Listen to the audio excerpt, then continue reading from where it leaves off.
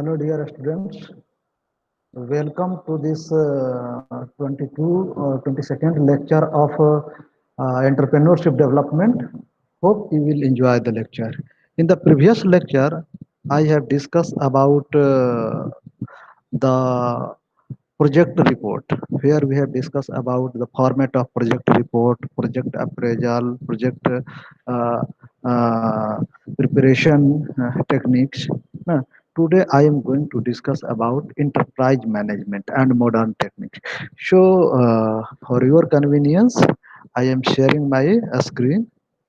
Okay, so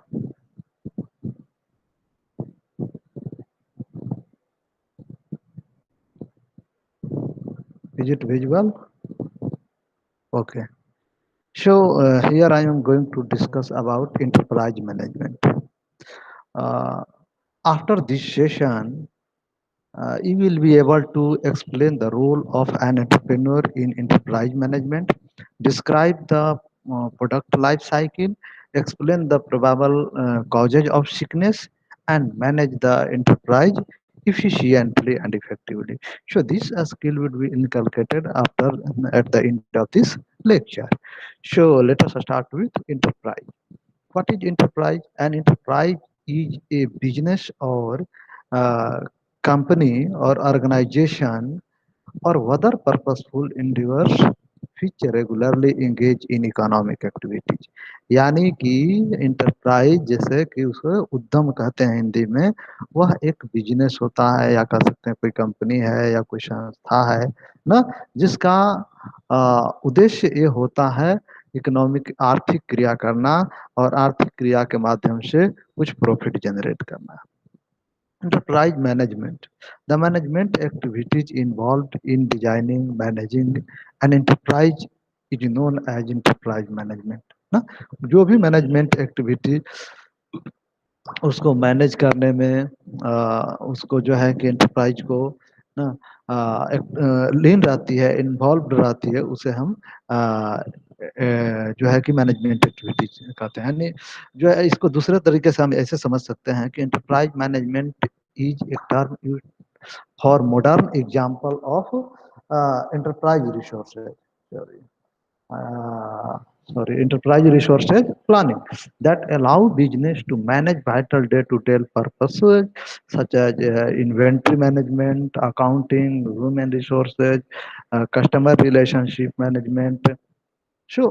यानी कहने का तात्पर्य है कि जो जितनी भी एक्टिविटीज है, चाहे वो एक्टिविटी हो इन्वेंट्री का जिसमें कि हम वस्तुओं को परचेज करके या प्रोडक्शन करके उसको रखते हैं, या अकाउंटिंग का मैनेजमेंट हो, या ह्यूमन रिसोर्सेज जो हमारे संस्थान या हमारे ऑर्गेनाइजेशन में काम करने वाले जो भी ह्यूमन रिसोर्सेज हैं, लेबर है, स्किल्ड अनस्किल्ड सेमी स्किल्ड ना, या कस्टमर रिलेशनशिप मैनेजमेंट जो हमारा जो है कस्टमर है जो हमारे प्रोडक्ट को परचेज करने वाला है, तो उन सभी चीजों को ये मैनेज करता है. उसमें एक महत्वपूर्ण रोल ये प्ले करता है enterprise management.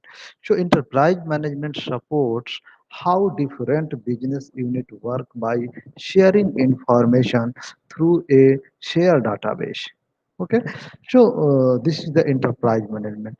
Again, now I am going to discuss about the essential role of entrepreneur in managing enterprise. अब जो एक इंटरप्रेन्योर है जिसको हम उद्यमी कहते हैं ना, जो कि उस वेंचर को स्टार्ट किया है, वो क्या रोल प्ले करता है उसको मैनेज करने में.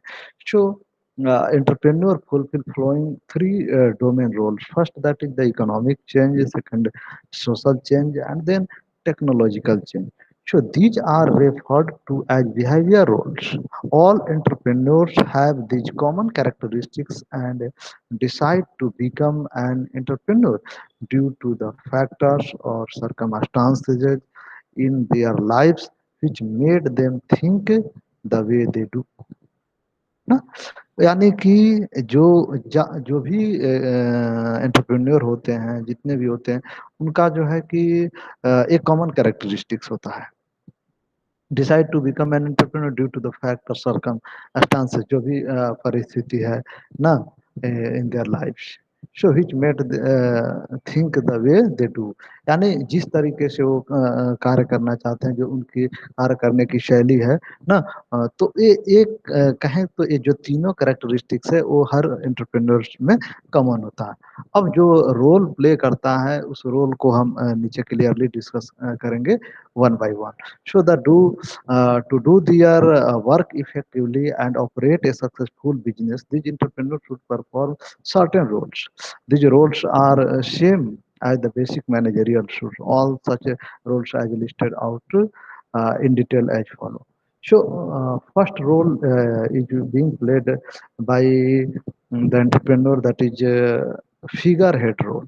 यानी कि the entrepreneur needs to be the head in the organization and uh, participate in ceremonial duties such as presenting the organization in formal, informal events, or even being the public spokesperson whenever uh, they are in press release. Show कहने का मतलब है कि जो entrepreneur होता है वो पहली तो है कि संस्थान का जो हेड होता है उसका रोल प्ले करता है, और चाहे वो फॉर्मल हो या इनफॉर्मल इवेंट हो, किसी प्रकार का हो, उसका एक स्पोक पर्सन के तौर पे जब कभी भी जरूरत हो वो वर्क करता है। Second, leader role. The entrepreneur should also act as a leader, because an entrepreneur may need to bring people with dissenting views and approaches to work together as a team. So he needs to be good with his people management and leadership skill। कहने का मतलब है कि एक entrepreneur जो होता है वो एक्चुअली डिफरेंट व्यू के लोग, डिफरेंट विचार रखने वाले, दृष्टिकोण रखने वाले लोगों के साथ उनको मिलके टीम में काम करना होता है या काम कराना होता है। So he needs good with people. उसकी ये जरूरत होती है कि अपने लीडरशिप या मैनेजरियल स्किल के साथ अपने वर्कर्स, अपने टीम के साथ थोड़ा सा एक गुडविल बनाए रखे। He has to lead the people by hiring, firing, training, motivating his resources as and when necessary। So यहाँ कहने का मतलब है कि वो अपने पीपल को जब हायर करता है, नौकरी पर रखता है, या फायरिंग उसको नौकरी से बाहर निकालता है, या ट्रेनिंग के लिए भेजता है, मोटिवेट करता है, यानी ओवरऑल एज ए लीडर का रोल जो एंटरप्रेन्योर प्ले करता है उसमें अपने जितने भी वर्कर्स हैं, जितने भी उसके जो है कि ह्यूमन रिसोर्सेज हैं, उनको किस तरीके से कब कैसे लोगों को हायर करना है, किन लोगों को निकाल देना है, किनको ट्रेनिंग पर भेजना है, मोटिवेशन के लिए क्या स्ट्रेटेजी अप्लाई करना है, जब जैसी जरूरत पड़ती है उसके अकॉर्डिंग वो डिसीजन लेता है as a leader. Then liaison role. The entrepreneur should also be the liaison officer for his organisation. He should be a source of link with outside world and business houses, always trying to find an opportunity of working together with other big organization। यानी कि उसका करने का अधिकार तत्पर है इसका कि जो एंटरप्रेन्योर होता है एक संपर्क अधिकारी के रूप में भी पर्टिकुलर ऑर्गेनाइजेशन का, जिस जिस ऑर्गेनाइजेशन का एंटरप्रेन्योर है वो वर्क करता है। यानी he should be source of link between outside the world और बिजनेस हाउसेज। जहाँ भी एक लाइजन लिंकअप की बात होती है, always try to find the opportunity work together ना विद अदर ऑर्गेनाइजेशन, यानी एक तालमेल स्थापित करने का भी रोल प्ले करता है। Monitor role. So the entrepreneur acts as a regulatory body too. He monitor both internal and the external environment of the business constantly। जो भी बिजनेस ऑर्गेनाइजेशन है उसका चाहे इंटरनल इन्वायरमेंट हो चाहे एक्सटर्नल इन्वायरमेंट हो, तो उन दोनों के लिए वो लगातार मॉनिटर करता रहता है what are the situation.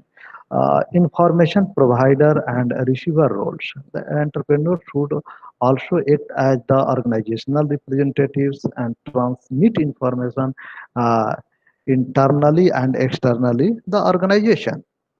So next that is the spokesman's role. जैसा कि मैंने ऊपर बताया कि manager should also act as the spokesman's of the business, transmit information internally and externally the organisation.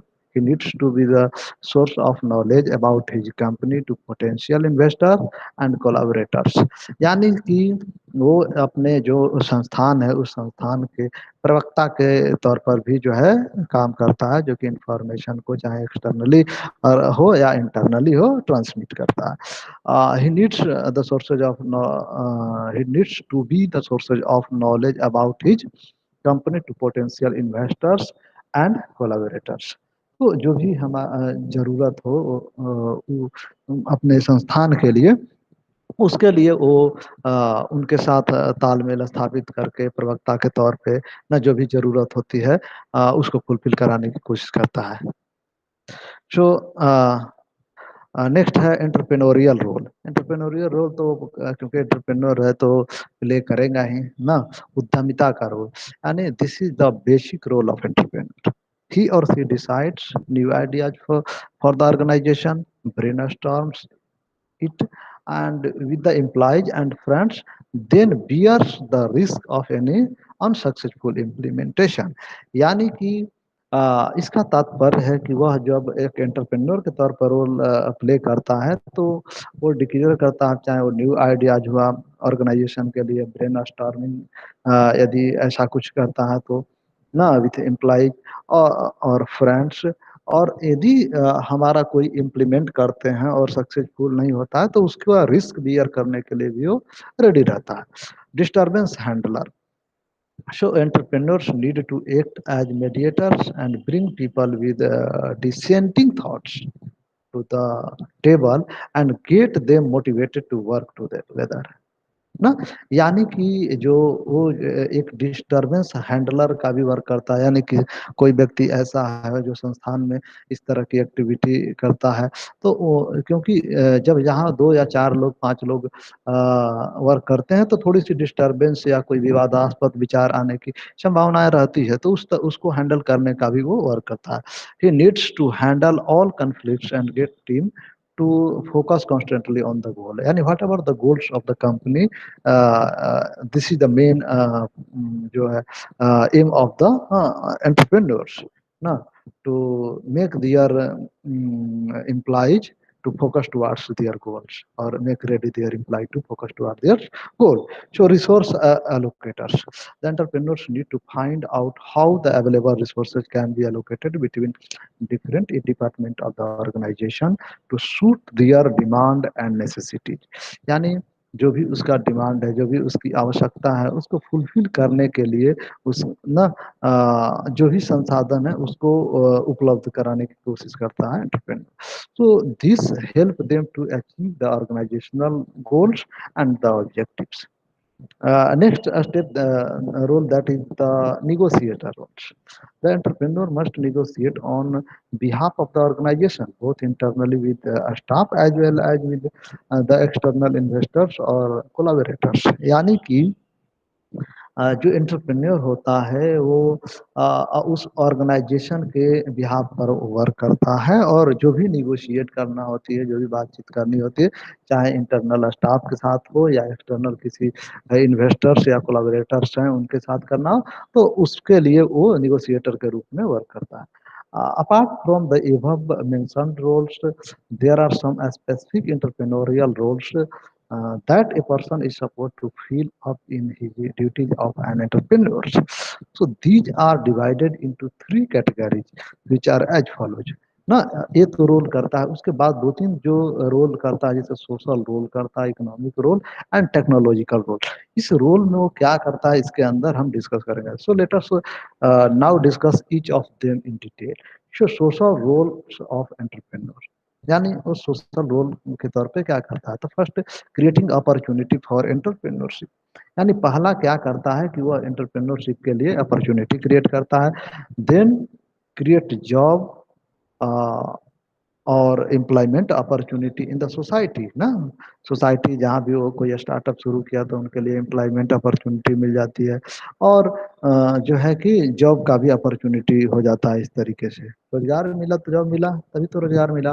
Then engaging in social welfare service of redistributing income and wealth. Indirectly तो हो ही गया, जो भी इनकम हो रहा है उसका जो है कि लोगों के बीच में जब वो जॉब पाए तो उनके पास इनकम जा रहा है, सैलरी जा रही है, तो जो इनकम और जो वेल्थ है उसका रिडिस्ट्रीब्यूशन, तो इस तरीके से जो है कि सोशल वेलफेयर के तौर पर भी वो वर्क करता है। Then transforming standard working procedure into more modern approach, जो भी प्रोसीजर वर्क का है उसको ज़्यादा मॉडर्न अप्रोच में कन्वर्ट करने की कोशिश करता है। Then economic roles of entrepreneur, जो है इकोनॉमिक रोल में bearing the risk of failing in business, यानी बिजनेस फेल होता है तो उसका रिस्क भी एंटरप्रेन्योर इकोनॉमिक रोल के तहत खुद ही बियर करता है। Mobilising the revenue of organisation properly, utilise human resources in cost efficient manner, provide channels of further economic growth in the organisation. यानी कि जो भी रेवेन्यू है, जो भी उसको किस तरीके से अलोकेट करना है ना, कहाँ मोबिलाइज करना है, कहाँ उसको यूटिलाइज करना है ह्यूमन रिसोर्सेज को, ये सारी चीज़ों का डिसीजन वो इस तरीके से ले सकता है ताकि इकोनोमाइज हो सके और अधिक से अधिक जो है उसको प्रॉफिट हो सके। तो इकोनॉमिक रोल भी इस तरीके से वो प्ले करता है, ठीक ना।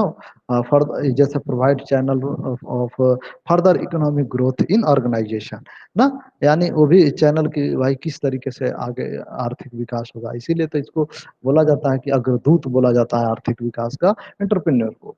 सो technological role of entrepreneurs, so changing traditional technology to modern system, यानी वो एंटरप्रेन्योर क्या करता है, always try to create more profits.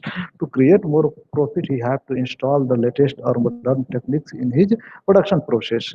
So, changing traditional technology to modern system, adopting improved technology to business environment, utilization of available technology in production process, and developing efficiency and competence in the workforce through technology.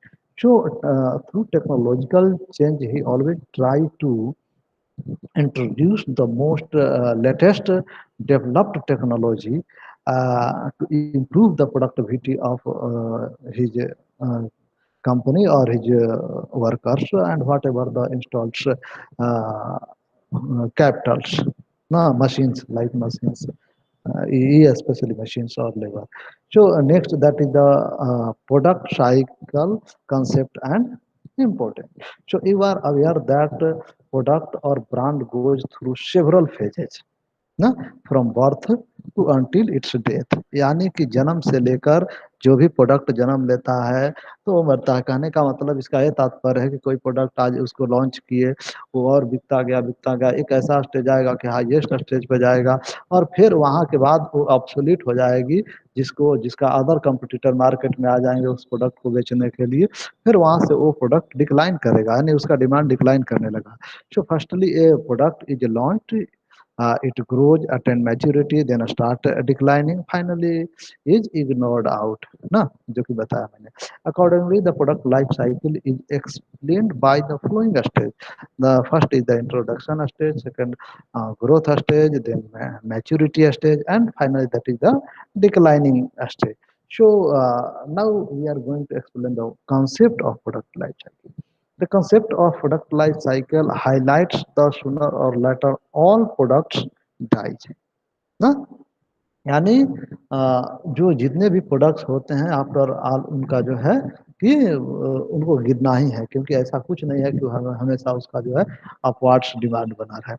So that if management wishes to sustain its revenue it must replace declining products with new ones, यानी यदि कोई entrepreneur ये चाहता है, कोई management वो चाहता है कि हमारा रेवेन्यू बरकरार रहे, तो उसको हमेशा जो डिक्लाइनिंग है उसको रिप्लेस करना होगा, या तो उसमें इनोवेशन कीजिए, उसमें कुछ चेंज कीजिए, इस तरीके से करके ताकि हमारा प्रोडक्ट का मार्केट बना रहे और प्रॉफिट जनरेट करता रहे। The product life cycle concept indicates as to what we can be expected in the market for a new product at various stages, that is introduction, growth, maturity, decline. So thus the concept of product life cycle can be used as a forecasting tools. It can alert management that its product will inevitably face saturation and decline. And host of problems these stages pose.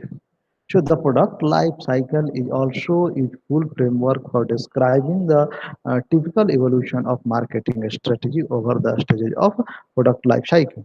So this will help in taking sound marketing decision at different stages of product life cycle.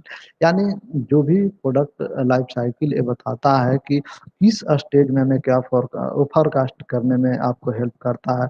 और जब हम saturation के point पे आ जाते हैं तो जान जाइए कि saturation that is the point where product is in stagnant ना इट्स डिमांड और its sale is in stagnant condition. So what I have to do to improve it or to check from declining it, no, this cycle will help you to take a decision. Now, again, thus the product life cycle is an important concept in marketing. It describes the stages a product goes through from when it was first thought of until it finally is removed from the market. यानी कि ये पूरे उसकी product के एक जीवन की कहानी बताती है जहाँ की आप यदि हम कहें तो जब पहली बार उस वो इंट्रोड्यूस होता है सिस्टम में और फाइनली जब वह सिस्टम से आउट होने लगता है क्योंकि ऑब्सोलीट हो जाता है, लोग उसको लाइक नहीं करते हैं, न्यू जनरेशन आ जाता है, न्यू प्रोडक्ट आ जाता है, मोर इफिशिएंट कंपटीटर मार्केट में आ जाते हैं. So not all products reach this final stage. Some continue to grow and other rise or fall. कुछ ग्रो करता है, कुछ रेज और फॉल करता है. The main stages of product life cycle. अब क्या स्टेजेज है उसका डिस्कस करते हैं. फर्स्ट जो research and development. So under research and development, researching and development, developing a product before it is made available for sale in the market. यानी market में बेचने के लिए इसको प्रदान करने से पहले हमें इसको रिसर्च और डेवलप करना होता है उस प्रोडक्ट के बारे में. Then launching, then introduction, that is the launching the product into the market. यानी strong advertisement, promotion campaign, low sales initially ये हम देते हैं, एडवर्टाइजमेंट देते हैं, प्रमोशन का बहुत सारे कैंपेन करते हैं ताकि जब हम लॉन्च करते हैं. लेकिन जो है कि इनिशियल स्टेज में बहुत कम बिक पाता है ना. Then growth, when sales are increasing at their fastest rate ना.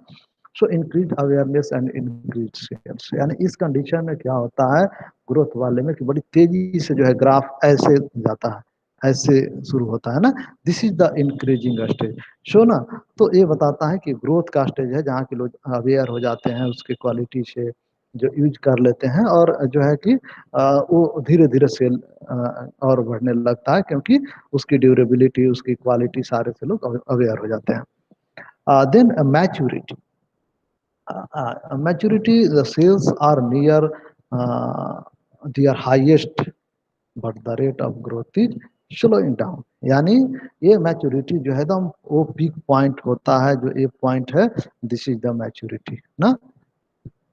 सो यहाँ पहुंच जाता है.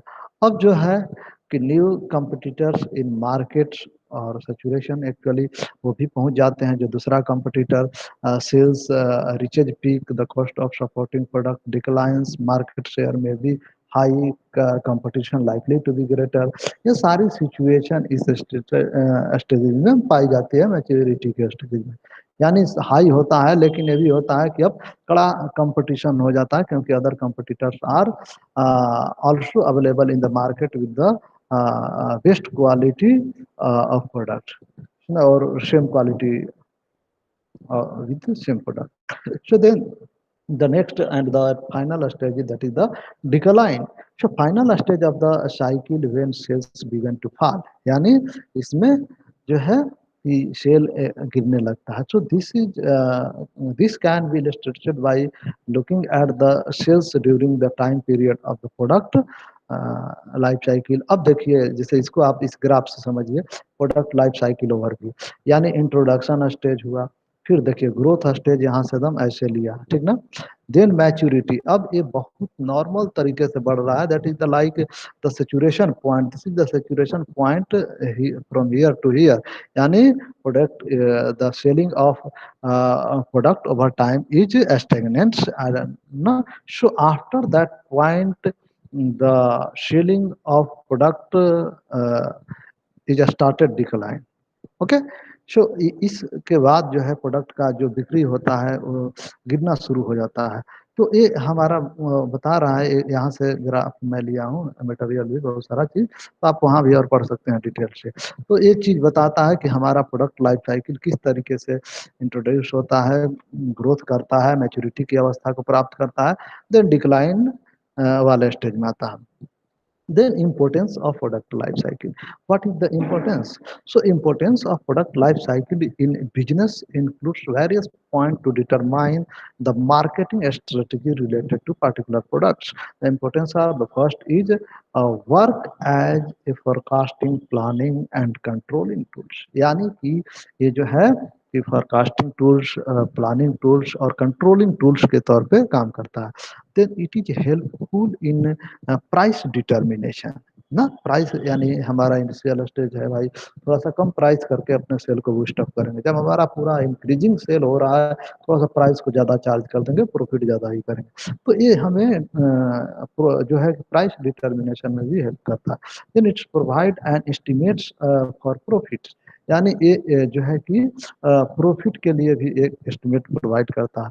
So it helps in the development of new product ना, और ये नया प्रोडक्ट के डेवलपमेंट में भी मदद करता है।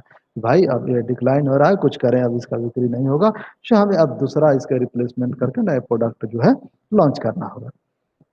Next that is the probable causes of sickness. Industry और इंटरप्राइज के सेंस में कि what are the causes of sickness. So there are various reason of sickness in industrial unit. Majority of the units are gone into sickness due to financial problem. यानी बहुत सारे आज भी यदि देख लीजिए जो कि बहुत कुछ दिन पहले ने गवर्नमेंट ने 20 लाख या कुछ का पैकेज का ऐसे ही लमसम कुछ पैकेज अनाउंस किया था। तो जो है कि इनके लिए यानी 20 करोड़ का कुछ ऐसे। सो उसका था कि क्योंकि अब इंडस्ट्री जो अपना प्रॉफिट जनरेट नहीं कर पा रहे थे लॉकडाउन की वजह से, उनकी स्थिति खास्ता होते बहुत बुरी होती जा रही थी। तो कहने का मतलब कि कोई भी इंडस्ट्रियल यूनिट के लिए फाइनेंस बहुत जो है कि लाइफ ब्लड कहा जाता है, जैसा कि मैं हम लोग पहले भी डिस्कस कर चुके हैं। So in terms of percentage about 80% are finance related problem यदि देखा जाए तो। So second biggest cause is the marketing problem ना। यदि फाइनेंस के बाद दूसरा आते हैं तो मार्केटिंग। ठीक है, प्रोडक्ट लिए लॉन्च किए, अब भाई बिक रहा है नहीं बिक रहा है, यदि बिकेगा नहीं तो प्रॉफिट जनरेट नहीं होगा, एम्प्लॉयमेंट जनरेट नहीं होगा, तो ये भी एक बड़ी प्रॉब्लम हो जाती है। Along with this adverse government policies, rules, regulations, then local administrations rule no, are also contributed in the sickness of the youth. So while production and technology related problems, recessions, management problems, labor problems, inadequate raw materials problems are other reason of sickness. So these whatever I have discussed above, these all are less or more affect the enterprise. So what would be the remedial measure to overcome the sickness? यानी remedial major क्या होगा, उपचारात्मक तरीका क्या होगा जिससे कि sickness को हम दूर करें। तो first identify the sickness at initial stage. भाई जो भी सिकनेस है, जो भी उसकी बीमारी है, इंडस्ट्री का जो भी उसका रोग है, उसको हम इनिशियल स्टेज में ही आइडेंटिफाई करें। देन फाइनेंशियल असिस्टेंस रिक्वायर्ड हो, इजी करें ताकि उनको इजीली अपना फाइनेंस अवेलेबल हो जाए, ताकि वो एकदम खराब स्थिति में ना पहुंचे। देन इम्प्रूव इंफ्रास्ट्रक्चर, जो कि हमारे इंडिया में इंफ्रास्ट्रक्चर की भी उस लेवल पे नहीं पहुंचा है, तो इसको भी हमें इम्प्रूव करना होगा। Then technology of upgradation, actually हम ओल्ड टेक्नोलॉजी यूज करते हैं तो हमारा वो जो प्रोडक्ट होता है वो इंटरनेशनल मार्केट में बीटअप हो जाता है। यानी वो इंटरनेशनल प्रोडक्ट जब हमारे मार्केट में आ जाएगा तो क्योंकि वो हाईली टेक्नोलॉजी एफिशिएंट होता है और इसलिए वो लेस कॉस्ट में हमें मिल जाता है, तो वो प्रोडक्ट जो इंडियन प्रोडक्ट है वो मार्केट में नहीं बिक पाता है, जिसका रिजल्ट ये होता है कि फाइनली उसको जो है प्रॉब्लम झेलनी पड़ती है उस प्रोडक्ट के लॉन्चर को। So then market assistant, what are the required government should try to help the entrepreneurs to revive and uh, make a place in the market. So that finally a stage is liquidation. यदि सब कुछ कर लिए फिर भी problem sort out नहीं हो रहा, then the final stage is the liquidation. Liquidation is the liquidation is the stage in which we have to sell out our unit ना। तो इसमें यदि आप इसको अच्छे से देखें तो ये देखिए ये 33% that is the biggest part, this represent financial problem. Then second 28 part is that is the what is inadequate raw material, ये है ना, no, no, no, no, marketing difficulties. Sure, no.